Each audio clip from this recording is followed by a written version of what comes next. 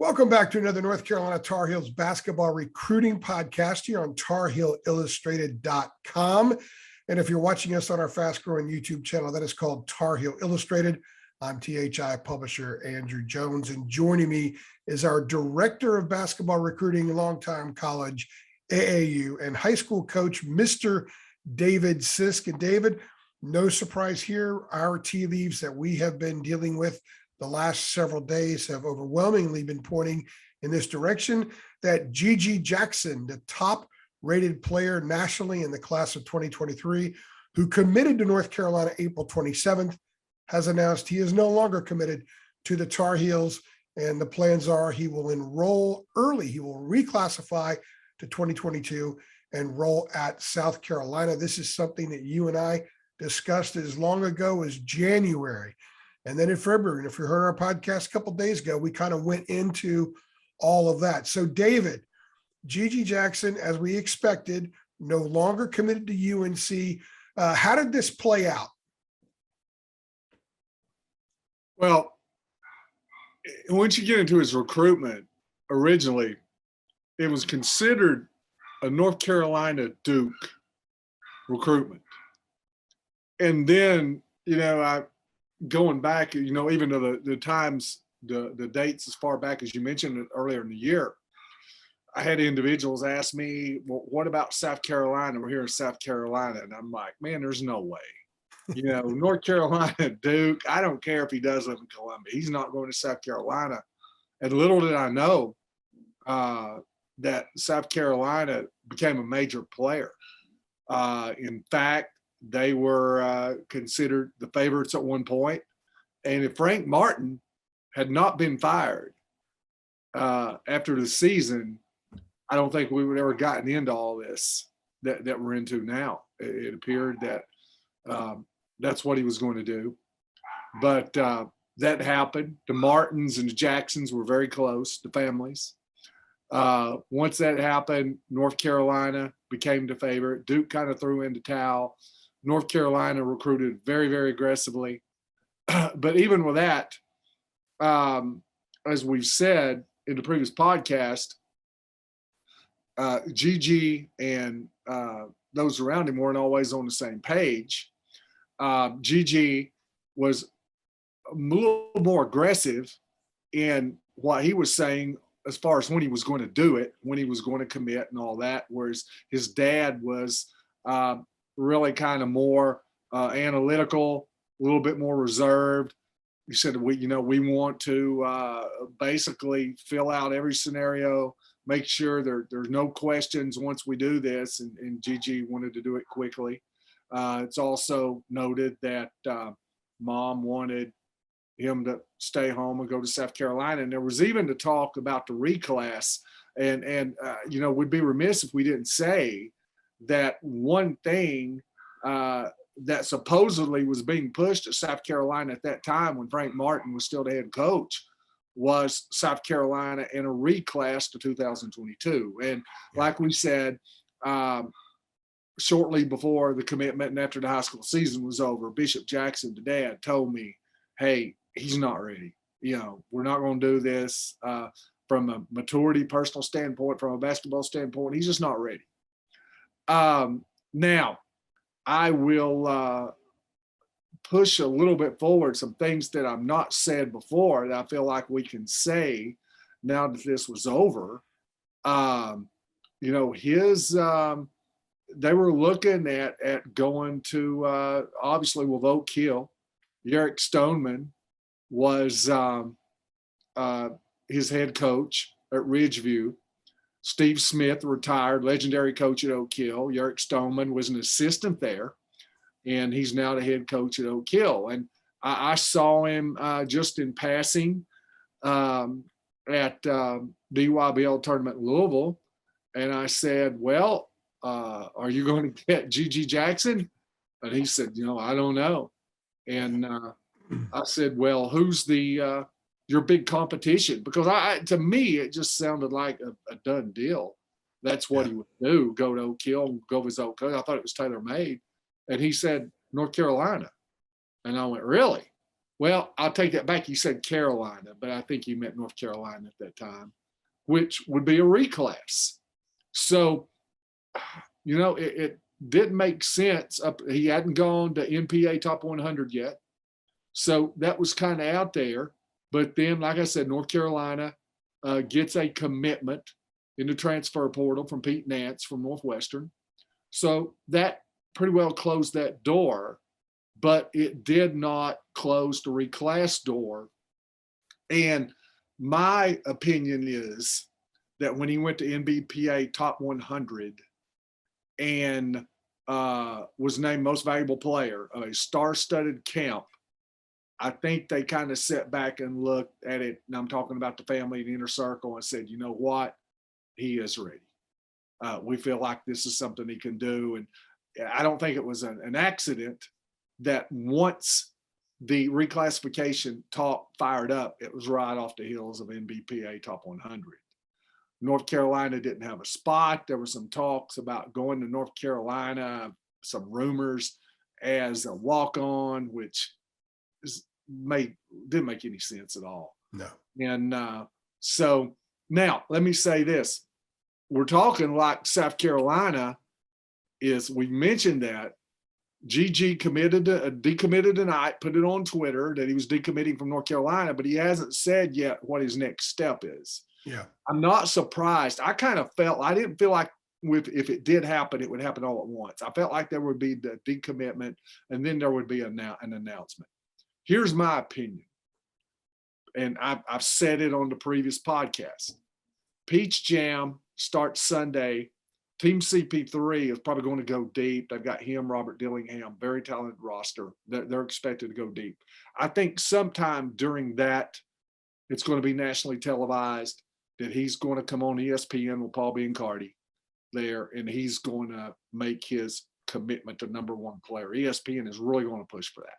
So I'm not surprised they didn't do it all at once. I think he will make that decision public behind the microphone in front of a camera, Peach Jam. Yeah, you said that earlier in the week when we did a podcast, I think on Monday. And to clarify, if I said absolutely South Carolina in the lead, I meant to say it's expected to be South Carolina. I'm not exactly sure what the heck I said. Well, I was talking like it already been done too. Yeah, I know. Well, because that's what we've been hearing through our sources, and our sources also indicated very strongly that the NBPA did change some things. And one of the things that had to change in order for this to happen was the family had to get on the same page. They were not on the same page even when he committed to North Carolina back in April. It took some time. You had some interaction with Gigi's father Monday night, and some of the couple of the things he told you made it very clear without saying this is indeed happening, that this was going to happen. What can you share about that interaction? They had watched the podcast. Yeah.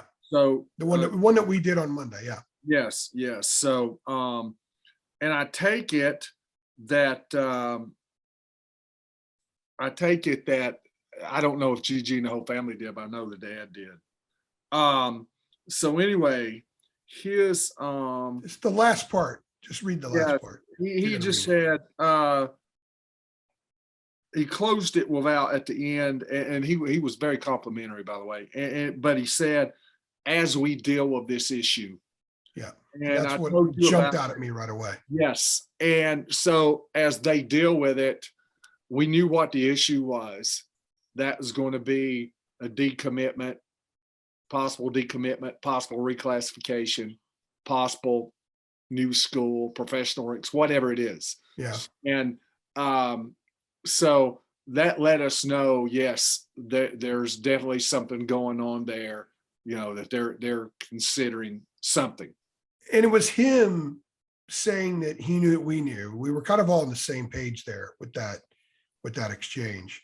And it was absolutely certain to you and me. And this is at what, 12:30 at night when you sent it to me, because he sent it to you at like midnight. Mm-hmm. So then the next day, very early the next day, we learned that Hubert had offered TJ Power, a 6'10" forward out of Worcester, Massachusetts, number 63 in the class, who today Thursday, was offered by Duke. And then we found out a little while later that Zayden High, 6'10" kid out of Spring Branch, Texas, number 40 in the class of 23, who has exploded the last several months in the rankings, that he was offered. And I didn't know as much about this. You have a little bit more information on Isaiah Miranda, 7'1" kid out of Springfield, Massachusetts. So we find out about Power and we find out about High, and it's just more the pieces fitting in. So the cutting of the cord occurred perhaps sometime this past weekend. Maybe it was Sunday. Maybe there was a line drawn by one side, and that made it sort of easier to just cut the cord entirely and move on. And Carolina very aggressively moved on, because you talk both to TJ Power, you talk to Zayden High's father, and you've got a lot of information about those conversations and some perspective that we're able to glean from those conversations once you take it in that direction. If it didn't happen, if a line wasn't drawn in the sand, they knew it was coming. Yeah. Because, I've had people DM me on Twitter once the first offer went out, and they said, Gigi's gone, huh? And I mean, and I'm talking about just fans, not, people in the, just, somebody on Twitter and they DM you on it. And then obviously when High got it, more the same, and on our message boards on the Four Corners, I mean, everybody knew something was going down. So talking to those guys, I talked to TJ, and by the way, he's going to be ranked higher in 63rd because he got an offer from Duke today. So you don't have offers from Duke, North Carolina, Kansas, finish number 63. He's going to too.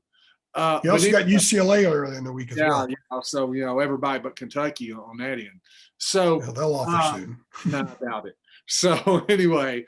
I was sort of making a joke because they've been offering a lot of dudes. So anyway, talking to him, and I asked a question, and they're right there in the interview. So they're there for everybody to see. I mean, this is no secret. When did they start contacting you? And it was just right away. So, the contact had gone there, and then an offer came up quickly. Right. Like I said, right when all these rumors of a GG decommitment's going on. And then right behind that, Zayden High. Now, TJ calls himself more of a wing, more of a 3. So, and North Carolina was recruiting Matas Bazelis. So there could be that type of comparison maybe. So you could look at it and say, well, they're not exactly the same. But then when we talked to Mike High, who's Zayden's dad, yesterday, did that interview, and he said, they were recruiting us there early in April, and then it tapered off was the words that he used. And he said, we knew it was going to happen because he's the same position as Gigi Jackson, and Gigi had committed North Carolina. So we expected that. He said, but now it's started back up again, and then the offer came. So as soon as they picked it back up, they offered. So I asked him off the record, because I didn't want to put him in that position. So I'm saying off the record, I'm saying it, but I think we can now, since if he hadn't decommitted, I wouldn't say it. But I said, do you think this had anything to do with GG? And he said, I don't know. I'm not really aware of that. But what I'm saying is he never said yes or no. But originally, they felt like the two corresponded. And then, like you say, they're the same position. So if we weren't sure once TJ Power got to offer, once Zayden High got to offer, I mean, you could just see the handwriting on the wall then. Well, he also said that Hubert made it very clear that they had to work fast. Yeah. That this was a full court press right away. That whatever gear they were in, they're in a new gear now, and they've got the pedal to the metal, and they're going hard, and they need to try to secure that spot, and they're making up for lost time, for lack of a better way of saying it. But that is what they're doing now. And I do think that it's interesting, and there's probably not a lot of point in going back and rehashing how the break finally occurred. I know a lot of people will want to. I don't think that's very important. A couple things that I think need to be cleared up that you and I addressed earlier this week in the podcast was, number one, they weren't waiting around to see what Gigi was going to do as far as reclass. Now, Carolina was very comfortable with the 12 that they had. And if they had that open spot, maybe give it to a walk-on for the 13 scholarship. And I know that had Gigi come along now, and Nance never did, Hubert may well take him as an early commitment. None of that really matters. I think the important point that you made for Carolina fans to wrap their arms around this and move on is that this year's team coming up is better off with a Pete Nance as a fifth-year guy on the roster than an early arriving Gigi. So as far as the coming team is concerned, it's not an effect at all. It doesn't affect that one bit. And I think a lot of fans need to understand that, because there's a lot of misunderstanding. We're hearing it on our end from people that are like, well, how's that going to affect the team? It's like, that has no effect on it at all. No effect whatsoever. Let me say this before I get to the team, something we need to address. It wasn't, I don't think it was as much a North Carolina issue as it was a reclass issue. 100%. North Carolina would have had room. I really do. I do think he would have stayed at North Carolina. The thing is that how quickly can he get into the NBA draft? His birthday's in December. And from everything I understand, the cutoff's January 1st. If his birthday was after January 1st, he wouldn't be eligible for a 2023 draft. He would have to wait a year. I think it falls in like 17 days or something, the cutoff. So, they're looking at that. There's a 17-day difference. I think maybe they're looking now and say, hey, we can get into the 2023 draft, but we got to reclass to do it. So I think not only a point of being ready, them consider being ready. I think probably the major issue I should have mentioned a while ago is being eligible for the 2023 draft. Yeah. And they do that by just 2 weeks or so, the way his birthday falls. Now for next year's team. Yeah, I've said this, I stick to it. And people will come back and they'll say, well, that didn't age well. You're saying Pete Nance is better than Gigi Jackson. They may throw that at me 3 years from now. I'm not saying that. I'm saying in 2022, 2023, a fifth-year Pete Nance is better, who's went through the Big Ten Wars, who's 22, 23 years old, is going to be better than a Gigi Jackson, in my opinion, that's supposed to be a high school senior who will play part of this season, half this season at 17 years of age. So that's what you got to keep in mind. And who knows, by the end of the year, GJ may be better. I mean, he's obviously a transcendent talent, but I think the fit of what they need, there's not going to be a learning curve there with Pete Nance. So what North Carolina, they've already got the pieces in place. They just need a solid guy who can come in and not let go of the rope at the 4 spot. And that's what Pete Nance gives them. It's, in my opinion, the perfect fit. We'll go back to when we were talking about the transfer portal, and you had Matthew Mayer, and you had those other guys. And I said all along, if you ask me, Pete Nance is the guy, I think, with what they need. Outside shooting, his ability to stretch the floor, but also his ability to help Baycott a little bit, give him a rest, guard the center with his back to the bucket. I think he provides that as well. And I think when you look and you say, what would they need? Well, they needed a stretch guy offensively. They needed some depth defensively inside. And it just so happens they get both in one guy. In the last 3 days, I've heard from about 20, 25 people away from interacting through Twitter and on our site and sending us private messages through Tar Heel Illustrated. These are people who I know away from this stuff. Maybe it's from Facebook, it's neighbors, that kind of thing. Guys in the neighborhood that I see when I walk, and I walk by and they want to stop and chat. They've asked me, is this a bad look for North Carolina? How does this make Carolina look? How does this make Hubert look? And my answer was, If you want to think it's a bad look because a guy decommitted and is going to another school, a school that doesn't have the brand that you have from a basketball perspective, you can go ahead and be comfortable thinking it's a bad look. But I think what's important is how this plays out on the recruiting trail moving forward.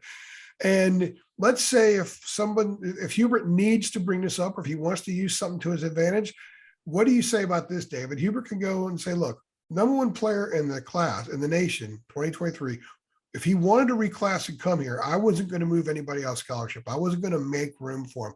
A lot of programs would find the room and make room for a guy like that. Hubert did not do that. So is that the selling point, or is it, hey, kid wanted to reclass, nothing was there? How do you think this plays out, and how would you pitch it if you were Hubert? Well, there's multiple ways. Number one, this is going to be forgotten about pretty quick. Okay? Carolina fans. Yeah, it will, because it's what's going to happen on the floor. Now, if North Carolina may go into the season preseason number one. So, and you've got to remember, like I said, it wasn't a North Carolina issue. It was a reclass issue. Yeah. So if North Carolina has the season that we think they could have this coming year, it's going to be forgotten about. Now, I know this from being around covering with rivals, Kentucky as well. Hell hath no fury, like the Kentucky fan that never got to see Shaden Sharp play and get knocked out in the first round by St. Pete's. So, it can come back to backfire. But what I'm saying is, it's going to come down to what happens on the floor. Yeah. So if they have a successful season, this is going to be forgotten about, because he wasn't going to play 2023 anyway. As far as the selling point goes, yeah, I think Hubert could do that. But let me tell you this, he doesn't have to. Now, exactly. The kid may notice.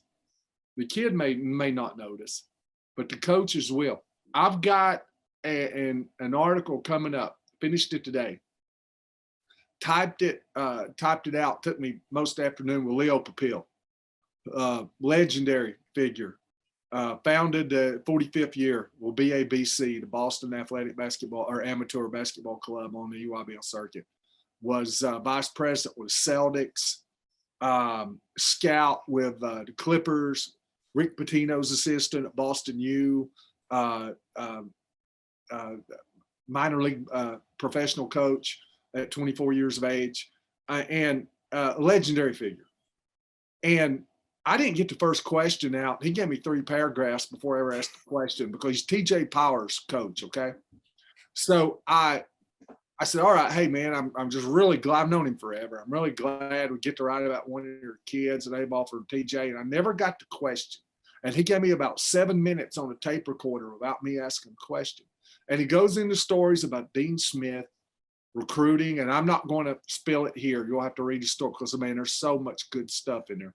But anyway, he talks about, I will share this, he talks about Roy. And he said he considered Roy, and he was talking about just what a great guy, Dean Smith, Guthridge, Eddie Fogler. He goes down that route. He gets into Roy Williams, just what great guys they were. He said, I'm going to tell you, ethical was the word he used.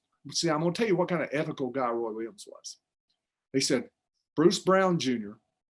went to Miami, was a lifetime North Carolina fan.